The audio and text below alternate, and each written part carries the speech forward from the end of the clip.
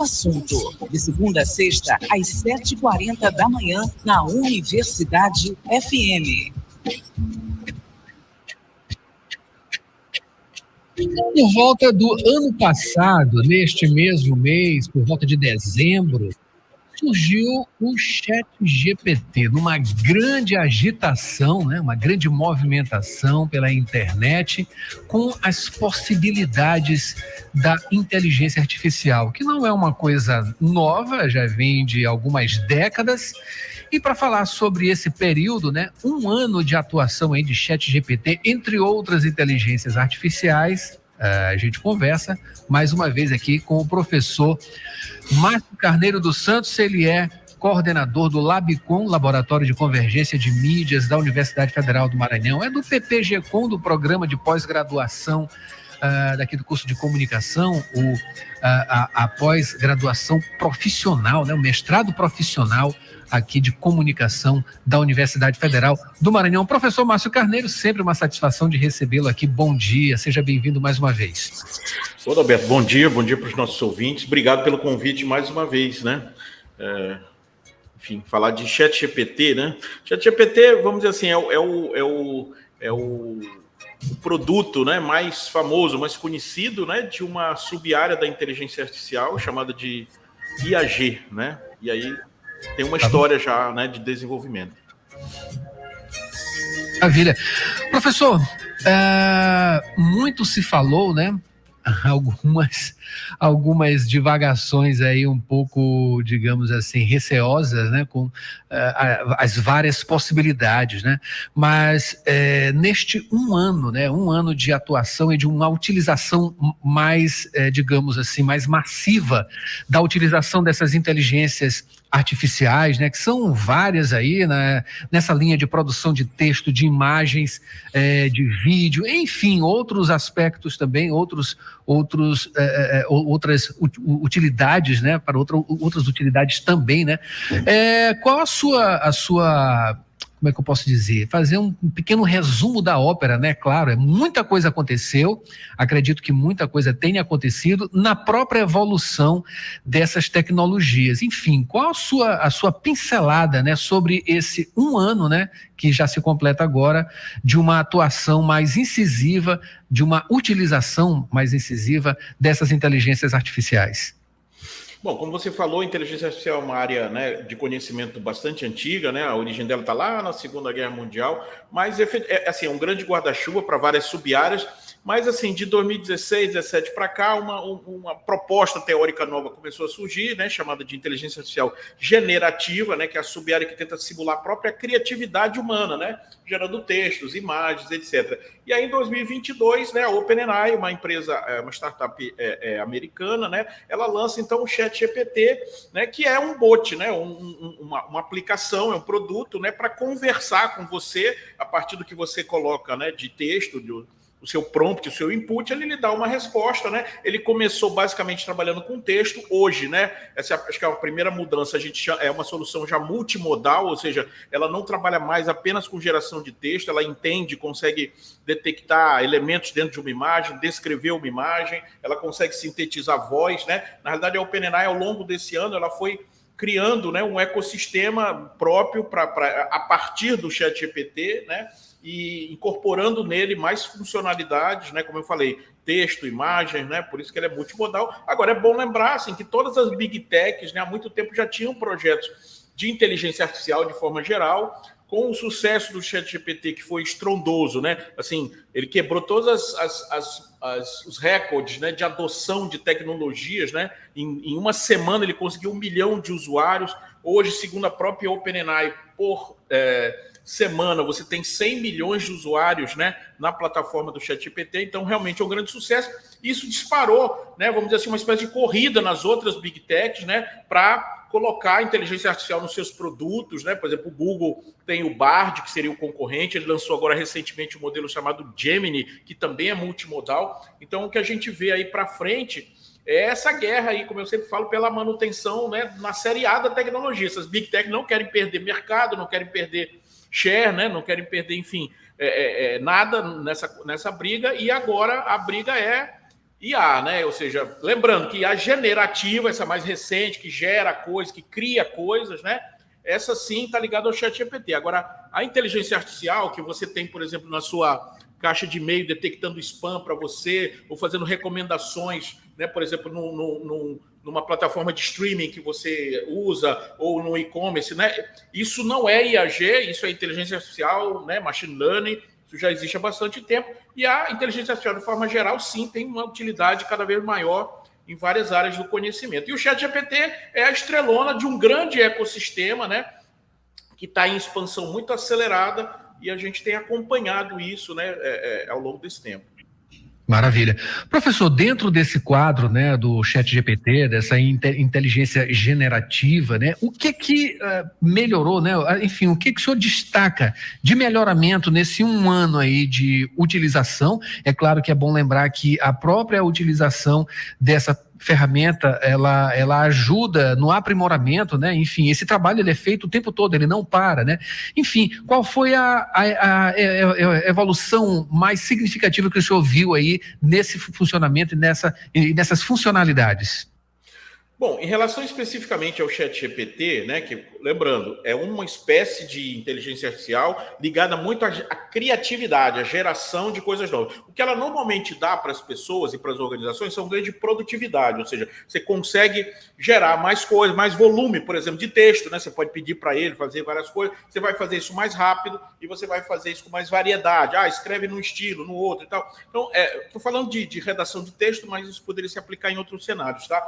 Mas, assim, a gente ainda está, vamos dizer assim, numa espécie de curva de aprendizado, então a maioria das pessoas não entende direito as limitações desse tipo de ferramenta, né? Como eles podem errar, por exemplo, com muita facilidade. A própria OpenAI, o ChatGPT, desde o início, lá, se você olhar embaixo, sempre teve um aviso, ChatGPT não é bom com dados, pode cometer erros, precisa de revisão. A OpenAI sempre falou isso, mas as pessoas continuam achando que estavam lidando com uma pessoa do outro lado, né? Ele errou, ele não sei o quê. Ele não foi feito para gerar texto preciso, checado, né? Ele foi feito para gerar texto, né? Para dar ideia, para criatividade. Então, ele é muito bom para prototipar, para geração de ideias e tal. Quando você precisa de precisão, normalmente a IAG, esse ramo, não é o ideal para você. Aí você tem que ir para outras sub-áreas da inteligência artificial para você trabalhar com precisão. Agora, quando você quiser criatividade, ideias e tal, né, na área do marketing, da publicidade, né, ele vai te facilitar. E ao longo desse ano, né, você vê, como eu falei, uma evolução, né? Ele começou com texto, agora ele é multimodal.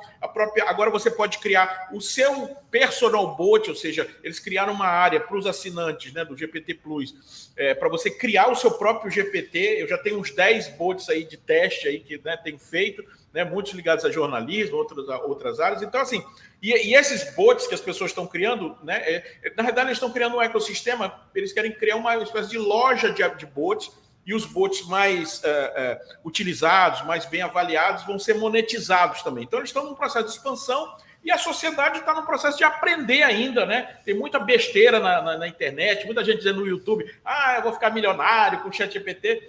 E isso aí não é bem assim, né? Quem utiliza com muita frequência, assim que a gente faz no Labicon, né? A gente experimenta intensivamente para ver os limites, ver as aplicações, os cenários onde funciona bem, os cenários onde não funciona, e a gente precisa, né? A gente tem feito essa divulgação, tá? Então a gente está numa curva de aprendizado ainda, a maioria da sociedade tem gente que nem sabe o que é ainda, né? Mas é uma ferramenta que já chegou nas escolas, nas universidades, nas empresas, né? E ao longo do tempo a gente supõe que ela vai evoluir mais ainda. Outros concorrentes estão chegando também e as pessoas vão começando a entender onde é que dá para usar, onde é que não dá, né? E que precisa também um conhecimento para lidar, né, com essas ferramentas. Você vai para brincar, eu sempre digo assim, para você brincar com o ChatGPT, você pode brincar à vontade. Para uso profissional, organizacional, você já vai precisar de um conjunto diferente de conhecimento, porque se você não souber pedir para ele corretamente, a resposta que ele vai te dar é uma resposta bastante genérica, que ele vai dar para todo mundo, então você não tem nada de diferente, pelo contrário, você vai ter uma coisa igual, né,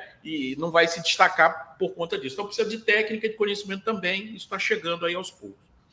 Maravilha. Professor, você falou aí dessas várias atuações e utilizações, né? Instituições já adotam, né, nesse processo aí durante esse 1 ano, né?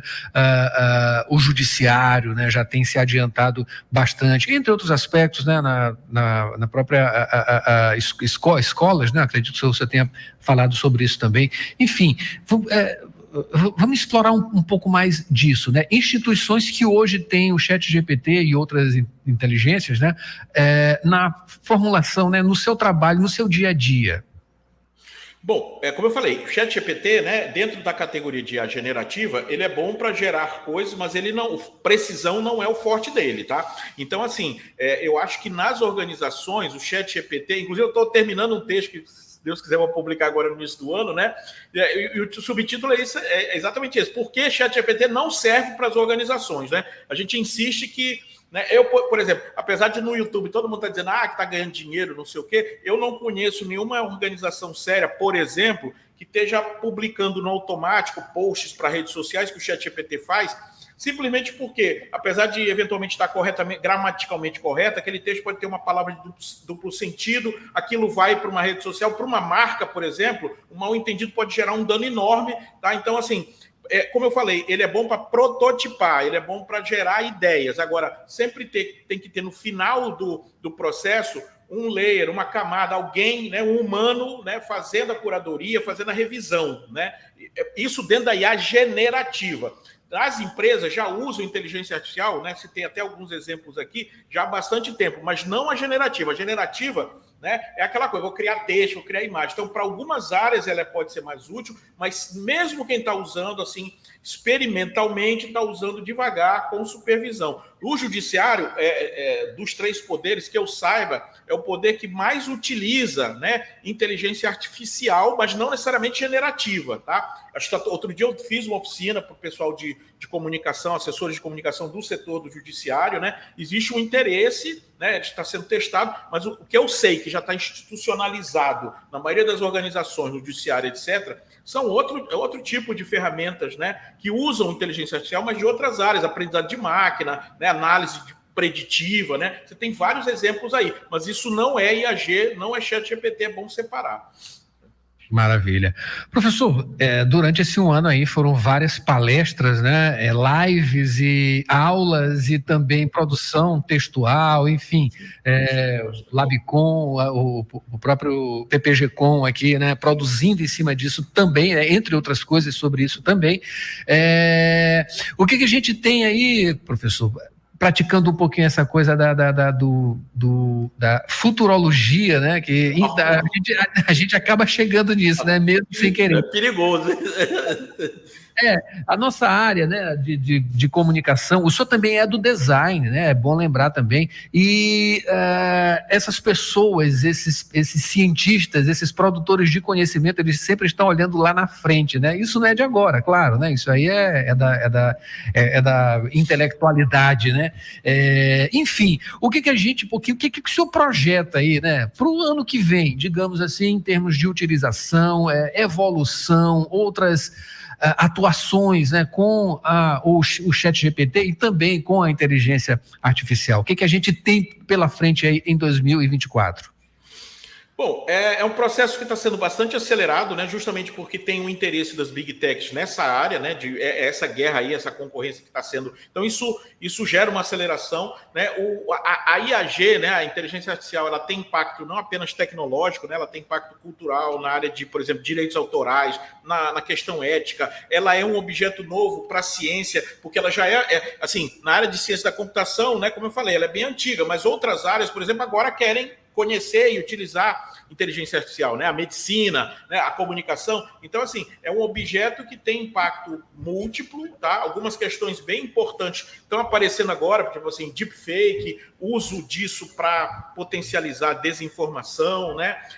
Problemas aí eleitorais, a gente já teve agora na eleição da Argentina, muita utilização, né, de geração de imagens falsas, de vídeo falso, né? Ontem mesmo eu botei um vídeo lá no nosso canal, Labicon UFMA, né, mostrando ferramentas, né, em tempo real, ou seja, eu podia estar falando aqui com você agora com a cara do Tom Cruise ou com a cara do George Clooney em tempo real, porque essas outras ferramentas que você já tem, né, que o pessoal está falando, você manda tem um processamento e tal, demora, né, para você sair com o vídeo, né, para poder usar. Agora, a capacidade de processamento cresceu tanto que você consegue fazer essa manipulação da imagem em tempo real. Isso assim, ao mesmo tempo que assim, é curioso, é interessante, mas é extremamente perigoso também, né? E a legislação brasileira, mundial, ela não está pronta para isso ainda, né? tem casos aí de necessidade de regulamentação, por exemplo, dos algoritmos dentro das plataformas de mídias sociais, que há 10 anos estão aí fazendo o que querem, né? E as pessoas agora estão olhando para o ChatGPT que está começando, né? Quer dizer, tem algoritmo de AI gerando questões aí importantes há muito mais tempo e as pessoas não estão entendendo, não estão vendo, né? Então, assim, falta de conhecimento. Então, o que a gente espera? Espera uma evolução muito rápida, novas soluções, novas possibilidades usando o IA, né? Ao mesmo tempo, as organizações estão se apropriando dessas tecnologias, né? É uma das coisas que a gente faz no Labicom, né? Desenvolver metodologias de implementação, de automatização de processos organizacionais usando IA e, às vezes, IA generativa, tá? Enfim, é possível fazer, tá? Então eu não trabalho com futurologia porque é um negócio muito perigoso, mas o cenário é esse, existe um vetor econômico, existe um interesse econômico muito grande nessa área, isso provavelmente vai gerar mais desenvolvimento acelerado, a sociedade está adotando, assim, está utilizando, porque toda a tecnologia que de alguma forma, né, as pessoas, ela é fácil de usar, as pessoas, né, se apropriam dela do seu jeito, então a adoção tem crescido também bastante. Assim, é um cenário, a gente não sabe, e claro, tem aquelas versões mais, vamos dizer assim, de fim do mundo, né? Vai acabar tudo, não sei o quê. Eu não sei, eu não posso dizer isso, né? Mas existem os apocalípticos, né? Existem os integrados, né? O Humberto Eco já escreveu sobre isso. Essa é a relação da humanidade com a tecnologia, ela vai entre o fascínio e o medo, né? Então, o cinema trata disso. A gente tem que aguardar, e principalmente, acho que o principal é esse, é o que a gente tem feito, né? Oficina, discussão e tal. É levar informação, levar conhecimento, é uma área nova, né? E as pessoas precisam entender melhor, né, do que se trata para poder fazer vamos dizer assim, uma utilização mais segura, mais ética e mais tranquila. Maravilha, é isso mesmo.